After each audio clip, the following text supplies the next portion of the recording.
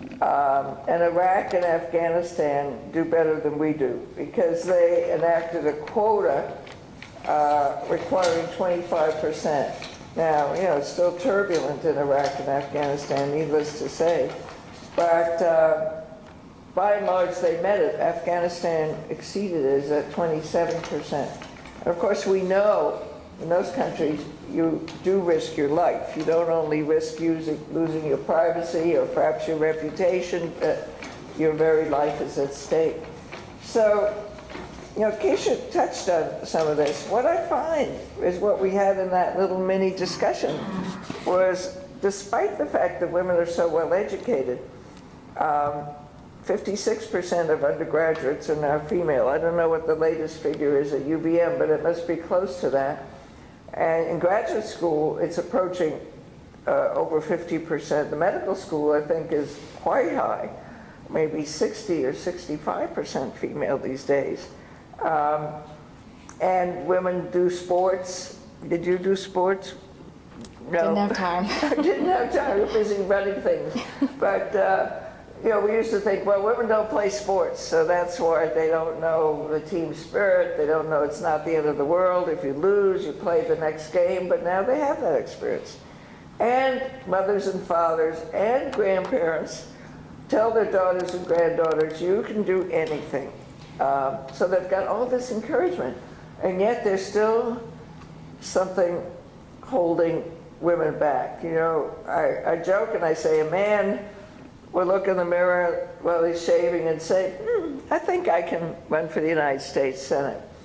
A woman might be combing her hair or plucking her eyebrows or whatever and say, well, before I run for the school board, I have to take 2 more courses. I have to go back to UVM and know about education finance, know about school administration. So women still, even Kesha's age, are very tough on themselves and don't know that skills are transferable. So Kathleen Sebelius, who is now Secretary of HHS, had a nice quote. She said, any woman who's organized a birthday party for a 5-year-old can run a campaign.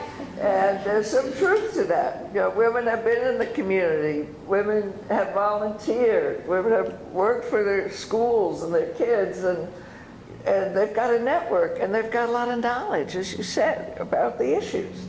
So what we have to do is convince them. And the other thing, and I don't know if this was true for you, Kesha, but studies have shown that women more than men need to be asked to run. And there's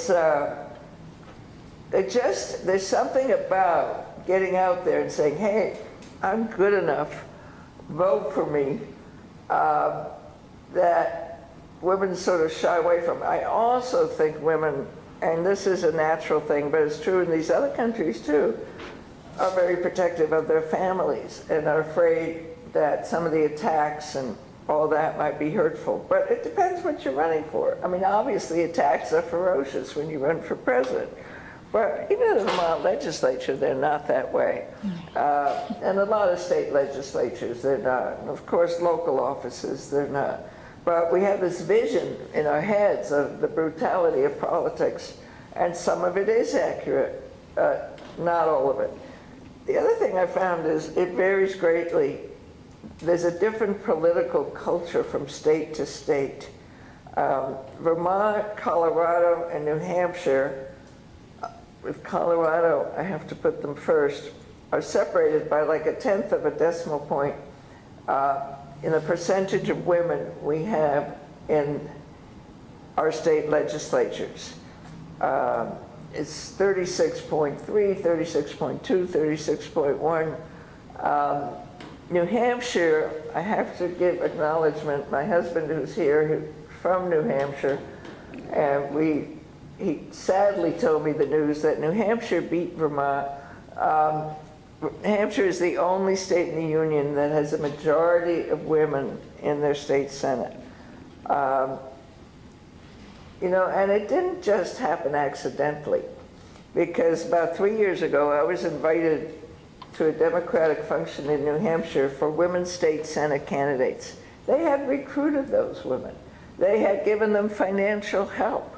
And I was so impressed by the kind of candidates they got to run for the Senate. And that's how it happened. Now, if you want to know how things are different, South Carolina is the only state that has 0 women in the state Senate. So nobody's out there beating the bushes for women candidates that are trying. The governor has even fired women in his cabinet. So, and it's a much tougher political environment. Politics is more brutal in South Carolina. So it's very, very different. But we've also had role models in Vermont, as had New Hampshire. New Hampshire had Jean Shaheen, who's now in the Senate. We had myself, we had Gay Symington, the Speaker of the House.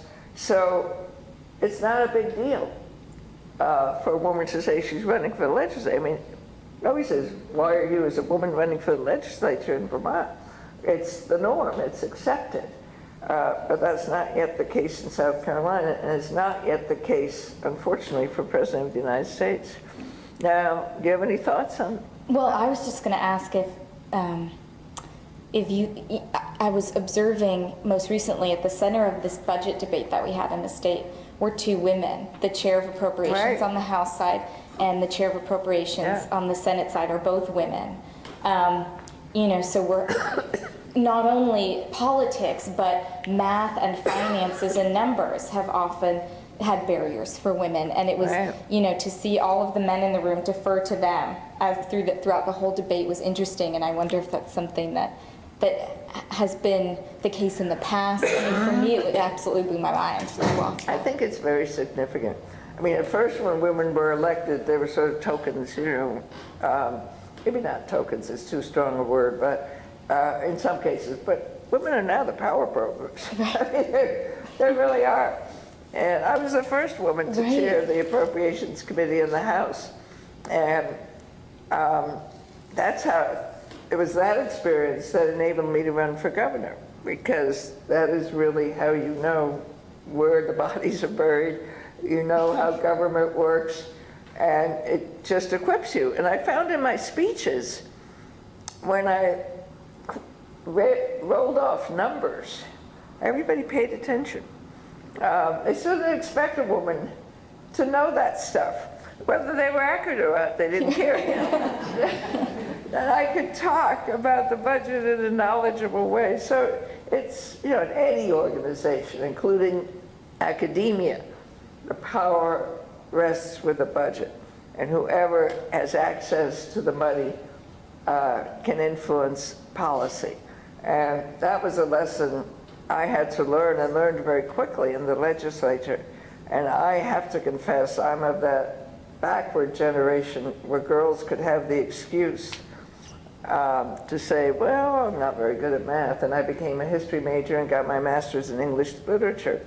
But I couldn't use that excuse anymore once I got into politics. Mm-hmm. And the truth is, it's not that hard. But they don't tell you that.